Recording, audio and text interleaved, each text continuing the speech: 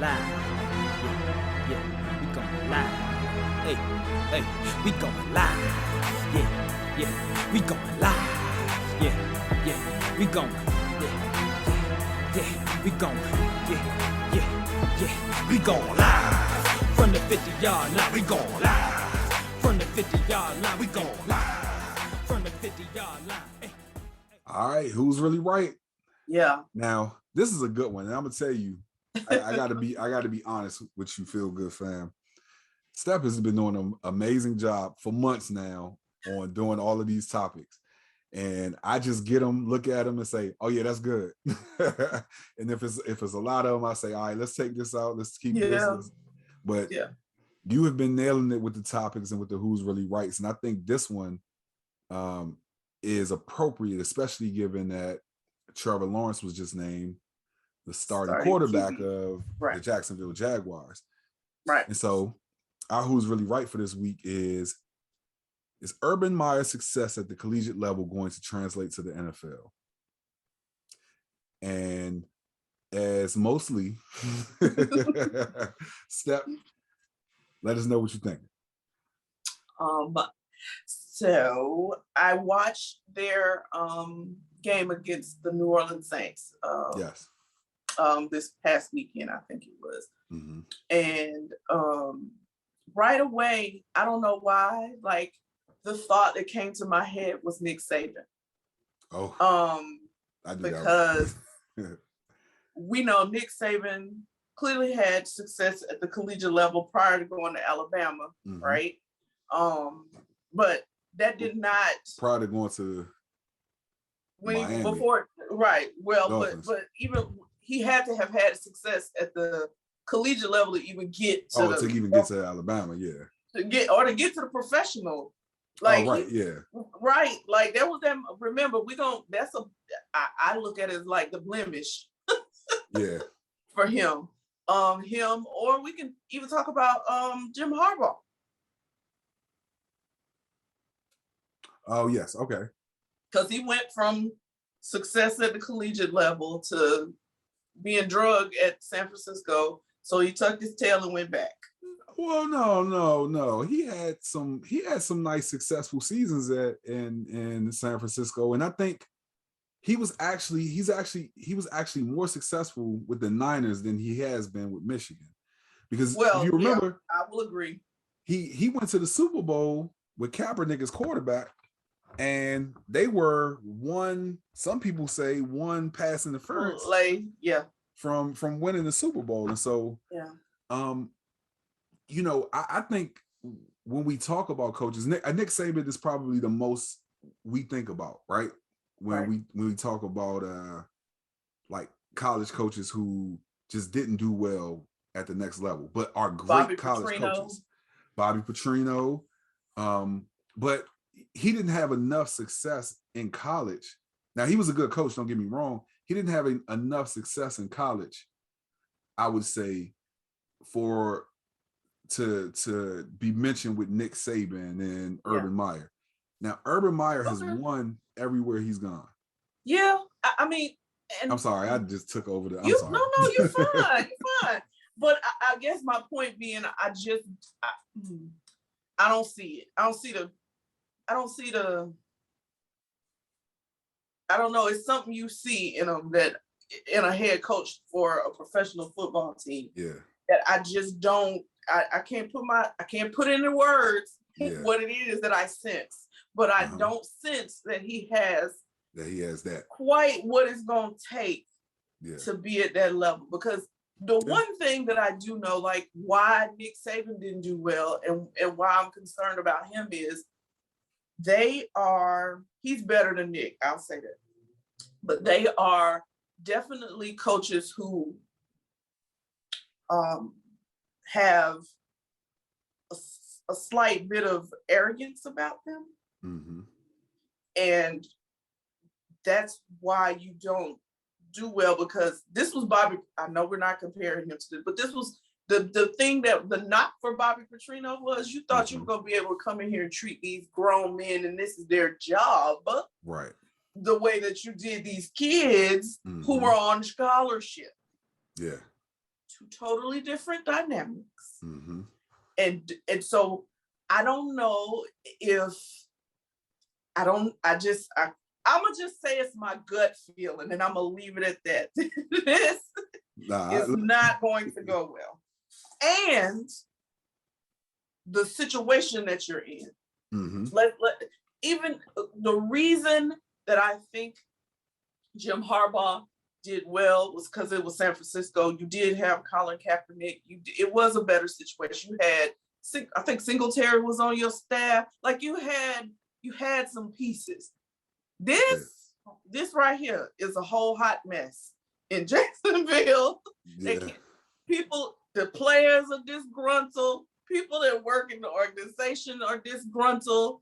It is just not. And then they're like trash. They've been what was one of the stats they said? Is it like they've been in the top 5 picks in the draft for 13 of the last 14 years or something crazy like that? Oh, wow. So trash. 2017 was an anomaly. So, okay. So what I would say is just my gut feeling in the circumstances. So one of the things that I feel like there are only a very few head coaches in the NFL who we can look at and say they are humble, right? Like we think about somebody like a Tony Dungy, you know what I'm saying? Like very gracious, very humble, and you can see it when he talks. Maybe a Chuck Pagano, right? I thought you were about to say Chucky. Like, no, okay. No, well, of course not. But no, so we think about like some of those coaches and just the arrogance that they display, and some of it feels tactful, some of it feels not so. Like, and you just mentioned one of the ones who it just doesn't feel tactful at all. With Chucky, with John Gruden. Yeah. And so I think that's kind of a thing with coaches, right? Especially when you make it to the pinnacle of your career. And I think that a lot of them do carry a chip on their shoulders. But when you have the kind of the resume that someone like Urban Meyer has, where he, as a head coach at least, everywhere he's gone, he's been a winner. Everywhere, whether that be when he first started with Bowling Green, and they went from being, I want to say they hadn't won a game the year before, and in 2002, excuse me, they started the season 8-0 and was number 16 in the rankings. Then you go to 2003 where he goes to Utah and is almost up for a national championship at Utah. Right. Then goes to Florida, and continues on that SEC legacy, winning multiple national championships at Florida with Tim Tebow. Yep. Right. Then did he leave? He left coaching for a while, right? For a year. He left coaching for a year. And then he went to Ohio State, which Ohio State being his dream job. Understandably, he goes to Ohio State and wins a national championship. And so, you know, I think we can kind of compare that to, I think Nick Saban was a little earlier in his journey of coaching. To be fair, yes, he was. And I think that Urban Meyer has he's tapped in the players in a way that a lot of these coaches aren't. Right? I hope so. You can look at Nick Saban and look at the way that he talks and see him in those kind of all access areas and see that he is a college coach. He is. There's a certain type of personality that it takes to lead these young men into becoming men. Him, Dabo, they college coaches. Yes, they are college coaches to their core. Urban Meyer, I believe, can coach in any environment. Okay. You know, and so I think that he'll be successful. Now he may not see success this year because what they did was they lined up Travis Etienne right next to Trevor Lawrence and put a little dash in the middle, and it says 1-16, which is what they were saying their record's going to be. Right. And so now Etienne is out. Yeah, Liz Frank injury. So prayers up for him. You know, speedy recovery, because when I first heard that he had a foot injury, I said, I pray it's not a Liz Frank injury. And that's exactly what it was. Exactly what it is. Yeah. But yeah, I think he'll be able to do it. Now, is it gonna happen this year? No, you saw that preseason game. I saw that preseason game, baby. Like that's why I was like, oh. And it was almost, that was probably what some of the body language. Yeah. From him made me wonder, like, okay. Is he gonna be okay to handle this? Like, just wondering, like, because again, it's like some of these, like Wilson, it's gonna be, because now it's not just him. You got to think, Trevor Lawrence hasn't experienced very much loss either. So there's a whole adjustment that's gonna have to happen for the two of them. Well, the three. Etienne was there too. So for them, these players that, this coach and these skilled players that are coming in and what is this? How does this look? I think about the adjustment. Luckily he had Roddy White, but the adjustment Julio Jones had to make coming to the Falcons. Yeah. After being at Alabama. Yeah. But you saw what happened. Yeah, I mean, it worked. But then you got your boy Tua. I don't know that he's making it. I don't know that he's making that adjustment so well. Oh no, no, they got Trevor Lawrence and Trevor. Well, Lawrence, not Tua is in Miami though. Yeah, he's not making the adjustment because he's not making the adjustment, and I think that the issue was, and it's what I believe about a lot of Alabama quarterbacks, going all the way back to Greg McElroy and some of those other like quarterbacks who just saw so much success. Well, when you're playing with the top receivers and the top offensive line every year, we're not getting a true depiction of what you are as a quarterback. Right. And so, I think that, and Trevor Lawrence saw a little bit of that too, but I think that Trevor Lawrence is legit, and I know this has nothing to do with this. I think Justin Fields is going to prove that he was the best quarterback in this draft.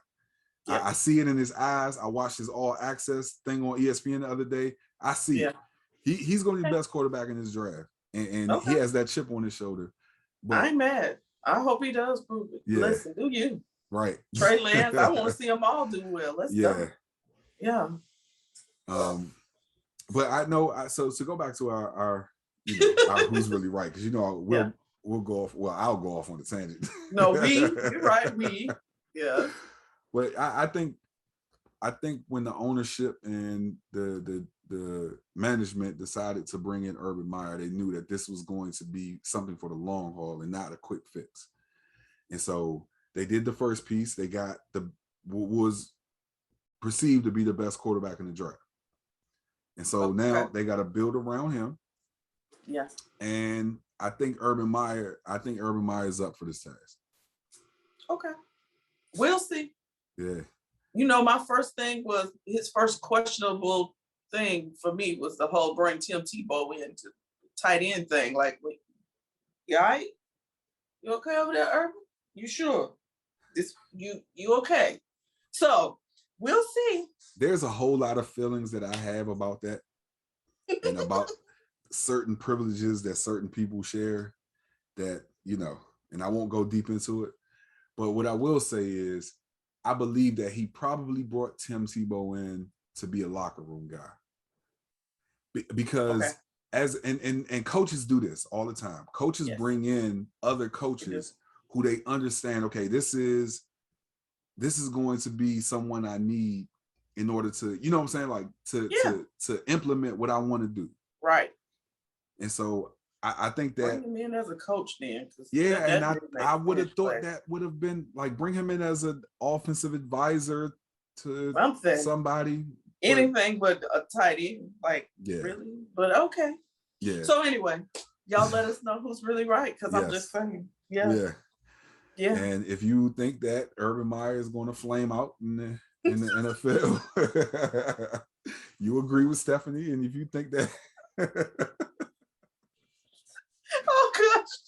if you think that he may enjoy some success, then you'll agree with me and let us know.